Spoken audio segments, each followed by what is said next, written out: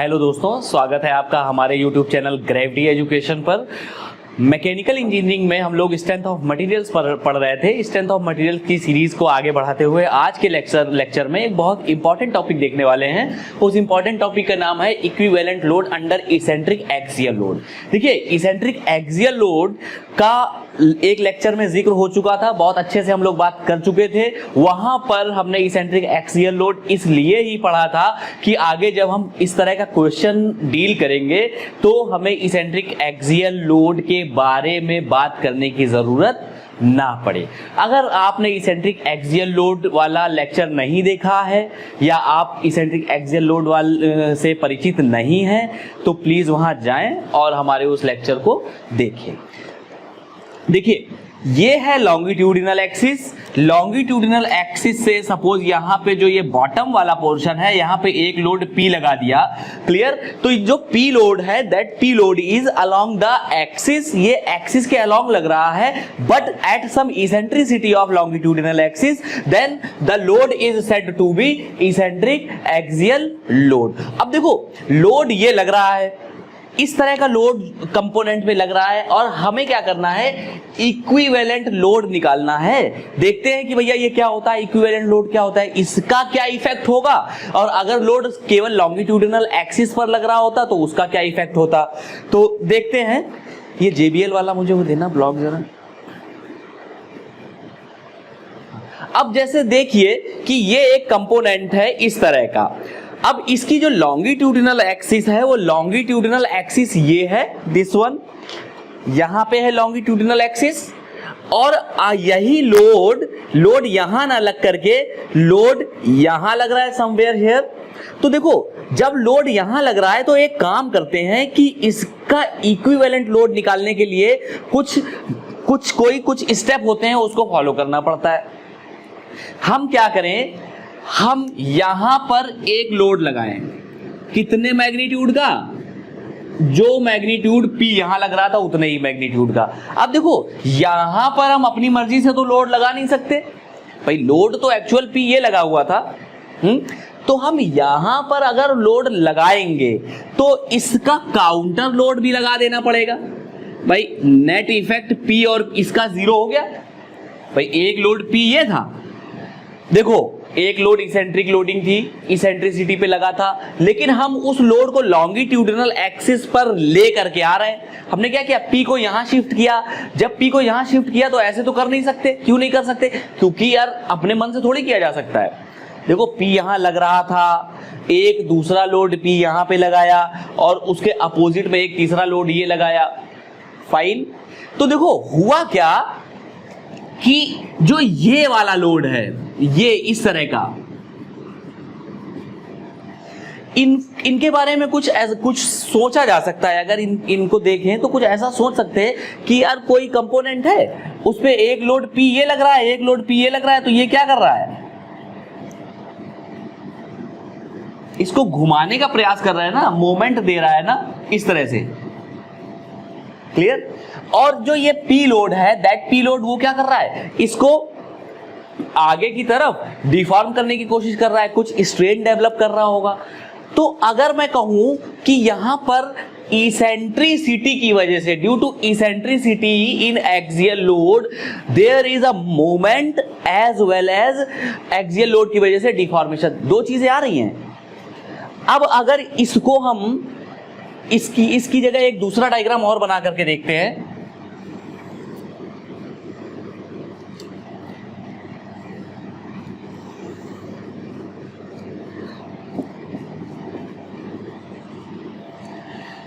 ये हो गया P, एक ये अपोजिट डायरेक्शन में लगने वाले लोड, और कितनी डिस्टेंस पे लग रहे हैं, d/2 डिस्टेंस पे लग रहे हैं। तो जो P इंटू d/2 हो गया, लोड इंटू डिस्टेंस, इसने एक कपल बना दिया।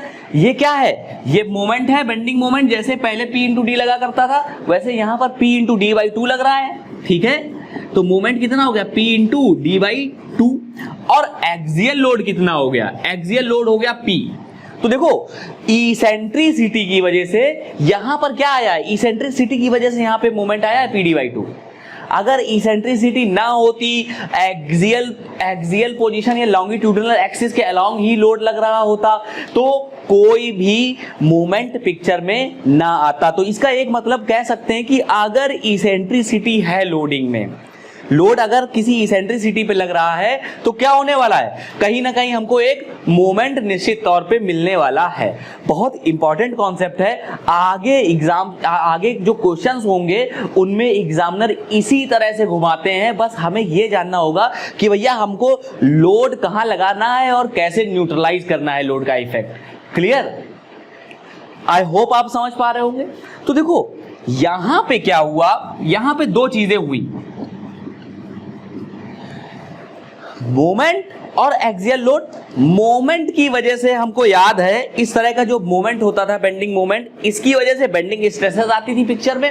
और जो एक्सियल लोड है इसकी वजह से याद करो यार, ये एक्सियल लोड हुआ करता था, पिछले लेक्चर में हम लोगों ने पढ़ा था। यहां पे ये एक्सियल लोड है, इसकी वजह से एक्सियल स्ट्रेसेस आएंगी पिक्चर में। क्लियर? तो देखते हैं कि एक्सियल लोड और एक्सियल स्ट्रेसेस, ये बेंडिंग स्ट्रेसेस और एक्सियल स्ट्रेसेस किस तरह से आ रही हैं। देखो जो पी लोड है इसके बारे में देखकर ही हम कह सकते हैं कि ये जो है टेंसाइल लोड है। हाँ, तो टेंसाइल लोड है, इसका जो क्रॉस सेक्शनल एरिया है that is B into D. हाँ, तो जो एक्सियल स्ट्रेसेस पिक्चर में आई, that axial stresses will be equal to sigma A is equal to P upon cross sectional area. Clear? तो यहां पे क्या क्या लगा, यहां पे लगा एक्सियल स्ट्रेसेस और बेंडिंग स्ट्रेसेस।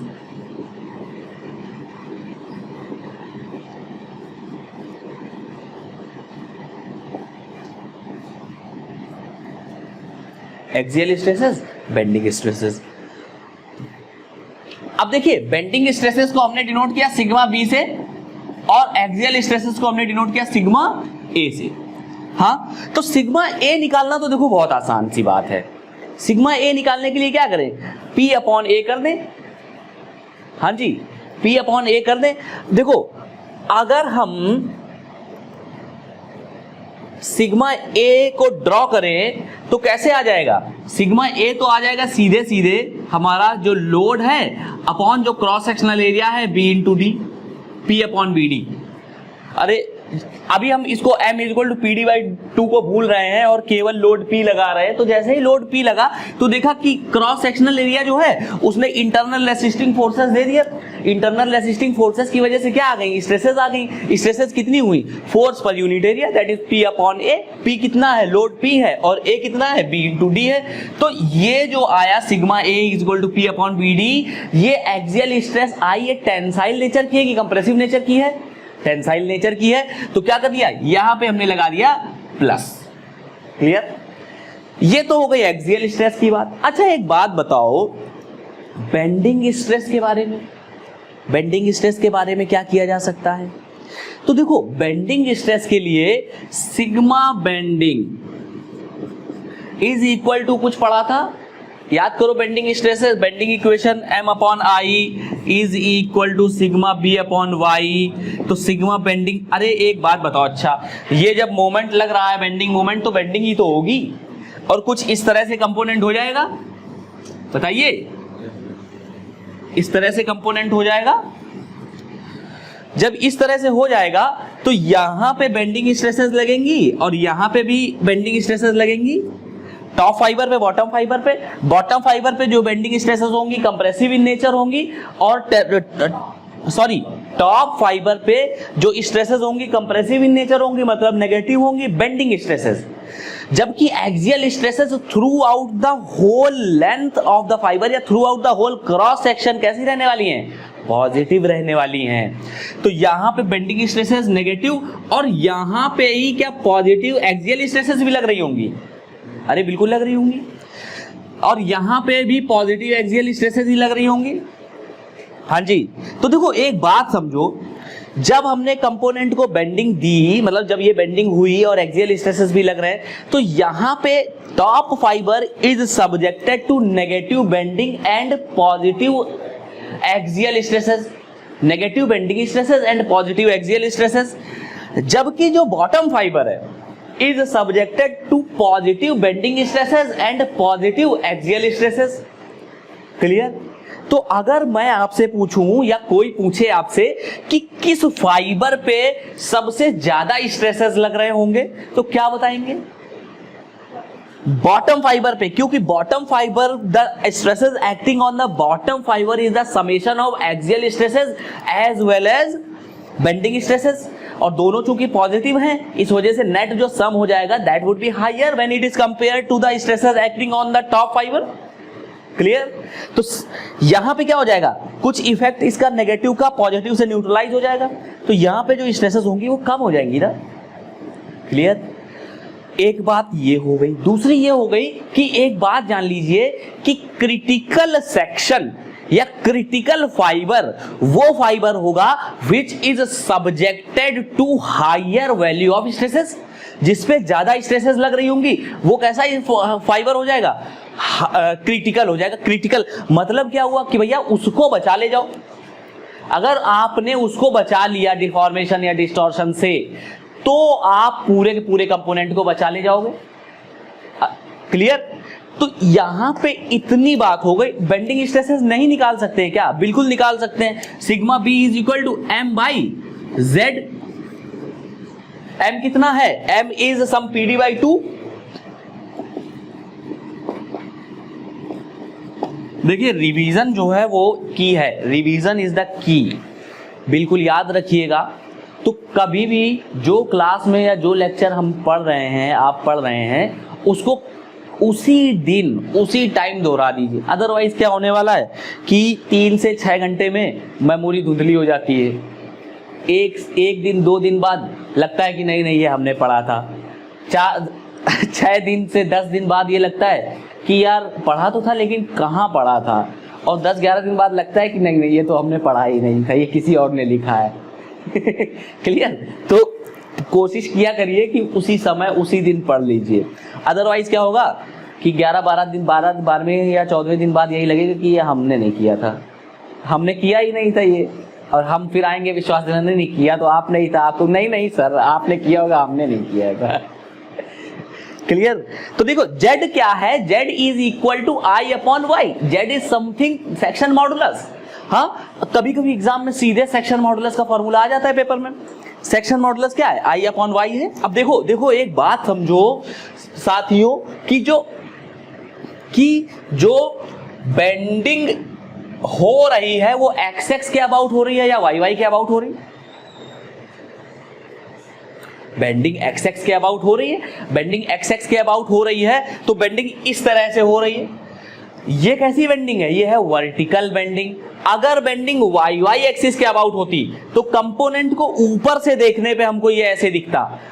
कंपोनेंट ऊपर से जब देखते तो उसमें सैगिंग या हॉगिंग दिखती। क्लियर? तो यहां पर ये बेंडिंग जो है एक्स के अबाउट हो रही है, तो जेड बराबर क्या लिखते हैं? आई एक्स अपॉन वाई। बताइए, आई एक्स अपॉन वाई लिख दिया। अब देखो एक बात समझो, आई एक्स कितना हो जाएगा साथियों? 1/12 B D cube. I X would be equal to 1/12 B D cube.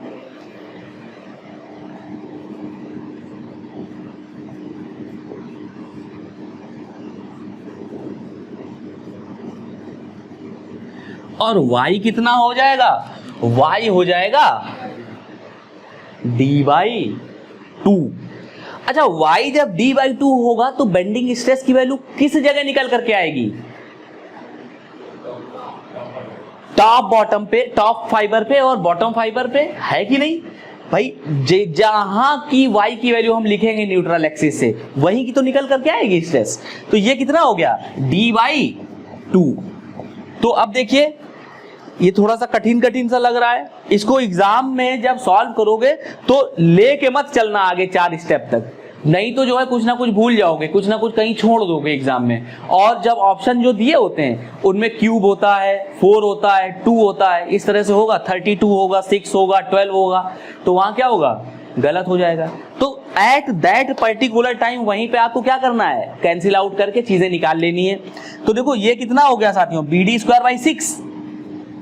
This would be equal to BD²/6 PD/2 upon B D square by 6।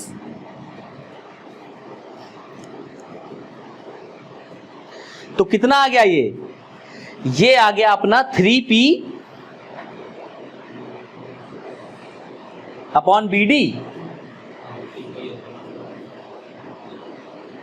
ये आ गया 3p। बेंडिंग स्ट्रेस की वैल्यू कितनी आ गई?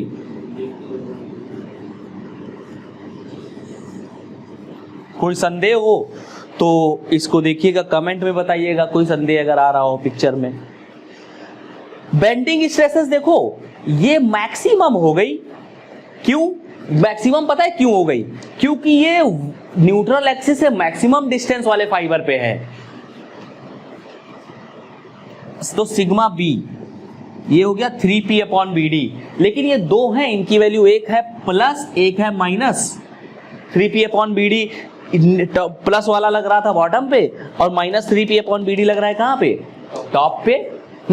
अब देखो अगर मैं आपसे कहूं कि इसमें नेट इस पे टॉप फाइबर पे टोटल स्ट्रेसेस कितनी होंगी, तो यार सिग्मा टोटल नहीं निकाल पाएंगे क्या हम लोग? बिल्कुल निकाल लेंगे। सिग्मा टोटल कितना हो जाएगा साथियों? सिग्मा टोटल हो जाएगा अपना पहले वाले पे माइनस सिग्मा बी। अब ऐसा मत करना, माइनस सिग्मा बी लिखो प्लस उसके बाद लिख दो minus 3p upon B D. अरे सिग्मा बी कितना है? Minus 3p upon B D है ऊपर वाला, 3p upon B D plus axial stresses कितनी है? p upon B D. तो ये नेट कितना आ गया? अरे इसका एलसीएम ले लो, B D minus 3p plus p minus 2p upon B D. और sigma total at top fibre. अगर यही कहे कि भैया sigma total at bottom fibre कितना होगा,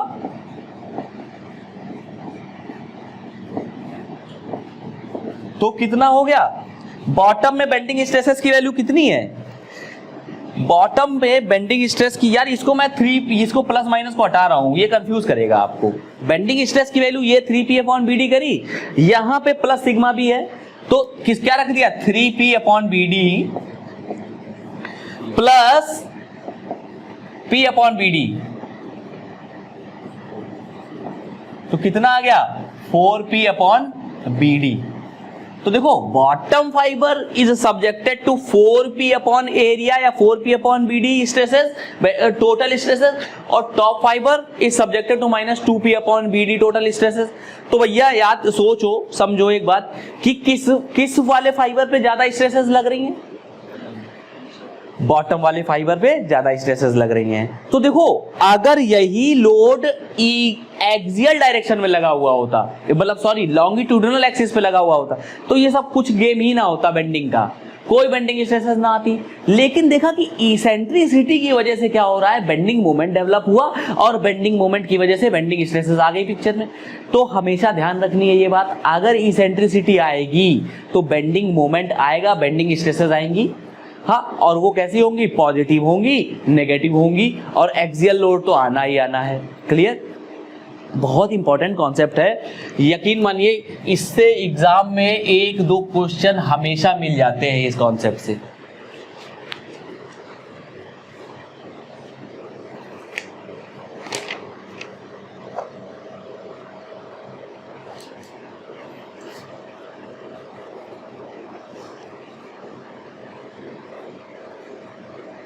इसके बाद एक बहुत इंपॉर्टेंट सी बात है कि अगर हमको इसको पूरे के पूरे कंपोनेंट को सेव करना है, क्या करना है? सेव करना है फॉर सेफ डिजाइन।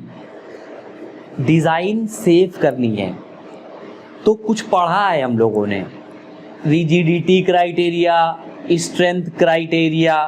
हाँ, तो मैक्सिमम स्ट्रेस इंड्यूस्ड, जो कंपोनेंट के अंदर मैक्सिमम स्ट्रेस डेवलप हो, that should be less than और equal to permissible stress. Clear?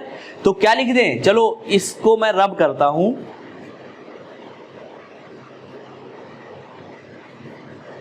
रब कर दे।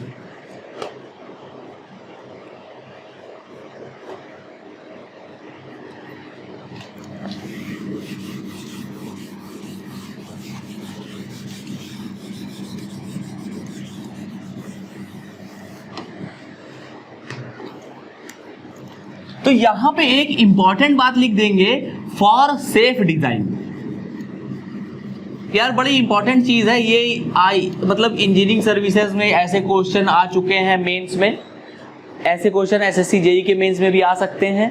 और अगर ऑब्जेक्टिव में आएंगे, अगर सब्जेक्टिव में आएंगे तो पूरा विधिवत लिखना होगा मेंस में, और अगर ऑब्जेक्टिव में आएगा तो 3 लाइन में क्वेश्चन हो जाएगा। 3 लाइन में कैसे होगा, sigma A equal to P upon B D, हाँ, sigma B equal to M by Z, उसके बाद minus sigma A plus sigma A, minus sigma B plus sigma A, और minus sigma B plus sigma B plus sigma A, खत्म। 3 line में हो गया question. लेकिन उसके लिए क्या करना पड़ेगा, बहुत ज्यादा संघर्ष करना पड़ेगा।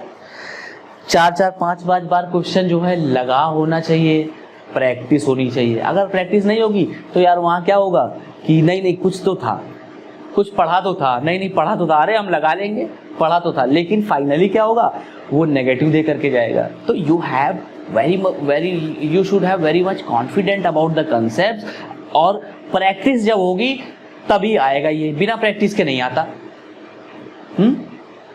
और जो स्टूडेंट्स, जो साथी जो बीटेक में है, इंजीनियरिंग या डिप्लोमा में है, फाइनल ईयर में इस तरह से हैं, जिनको लगता है कि नहीं हमने सेमेस्टर तो हम पूरी एक रात में या आधी रात में पढ़ के पास हो गए थे, टॉप भी कर लिया था, तो वो किसी गलत फहमी में ना रहें। अगर गलत फहमी में रहेंगे तो वो परेशान हो जाएंगे। किसी भी एग्ज़ाम को, जो ये एग्ज़ाम्स हैं एसएससी जेई हो गया, अगर उसके बारे में सोच रहे हैं कि यार ये क्रैक करना है डिप्लोमा के बाद या ग्रेजुएशन के बाद, इंजीनियरिंग सर्विसेज हो गया या गेट हो गया, तो यार वो एग्ज़ाम जो सेट किया जाता है, जो क्वेश्चंस, जो पैटर्न सेट किया जाता है, वो बिल्कुल ये मान लीजिए कि उसमें कोई कमी नहीं होती। उसमें कुछ क्वेश्चंस तो बहुत आसान होते हैं जो आपका कॉन्फिडेंस बढ़ाएंगे, कुछ क्वेश्चंस ऐसे होते हैं जो मीडियोकर स्टूडेंट्स के लिए होते हैं कि स्टूडेंट इस बार पेपर देगा, अगली बार वो इन क्वेश्चंस को देख करके दोबारा फिर फॉर्म भरेगा, फिर आएगा, और वो इसी ट्रैप में फंसा रहेगा। जब तक वो मेहनत नहीं करेगा तब तक वो पा नहीं पाएगा। कुछ क्वेश्चंस इस तरह के होते हैं, और कुछ होते हैं जो जिन्होंने बहुत हार्ड एफर्ट्स दिए होते हैं, बहुत मेहनत करी होती है। कुछ क्वेश्चंस उन स्टूडेंट्स के लिए होते हैं। तो वो जो क्वेश्चंस होते हैं उनकी संख्या 10% होती है।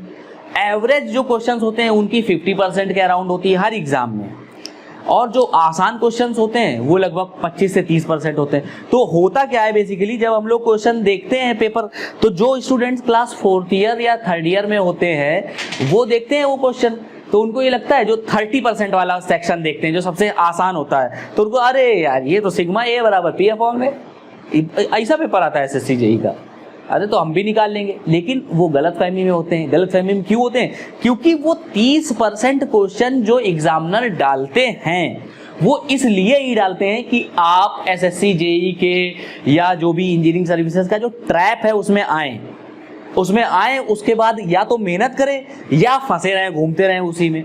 आप समझ पा रहे होंगे मेरी बात। तो क्या करना है, अल्टीमेटली मेहनत करनी है, कॉन्सेप्ट्स क्लियर करने हैं, उसके बाद क्वेश्चंस लगाने हैं और 4-4, 5-5 बार करने हैं। और अगर नहीं आता है तो even 100 times you can do it, आएगा।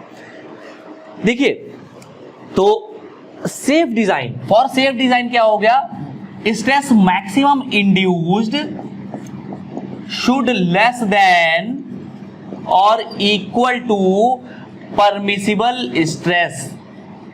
अब यार ये सब चीजें हम लोग पढ़ चुके हैं, देखो इसीलिए पहले पढ़ ली थी ये सब चीजें कि यहाँ पे जो है बताना ना पड़े आपको। तो सिग्मा मैक्सिमम इंड्यूस्ड कितना हो गया, सिग्मा मैक्सिमम इंड्यूस्ड हो गया 4p upon B D, 4p upon B D should be less than और equal to permissible stress. Permissible stress will be कितना हो जाएगा, yield strength in tension upon factor of safety. अब सोचो, अगर आपको लोड P दिया गया होगा, बड़ी अच्छी बात है, हाँ, अगर आपको B और D दिया गया होगा, वेरी गुड, आपको मटेरियल की प्रॉपर्टी दी गई है, यील्ड स्ट्रेंथ इन टेंशन कितनी है मटेरियल की, अरे यार फैक्टर ऑफ सेफ्टी पूछा जाएगा, हाँ 15-20 नंबर का क्वेश्चन बन जाएगा मेंस एग्जाम में। लेकिन उसके लिए क्या है, इतनी प्रक्रिया, चलो उसके बाद ये फार्मूला, ये कॉन्सेप्ट भी याद होना चाहिए। 2 कॉन्सेप्ट मर्ज कर दिए गए, हाँ, यहां से क्या होगा, फैक्टर ऑफ सेफ्टी निकाल लेंगे, और जो नहीं निकाल पाएंगे वो कहेंगे कि अरे यार बड़ा कठिन क्वेश्चन आया था, फैक्टर ऑफ सेफ्टी पूछा गया था। समझ रहे? तो नोट इट डाउन, उसके बाद मैं रब करता हूं।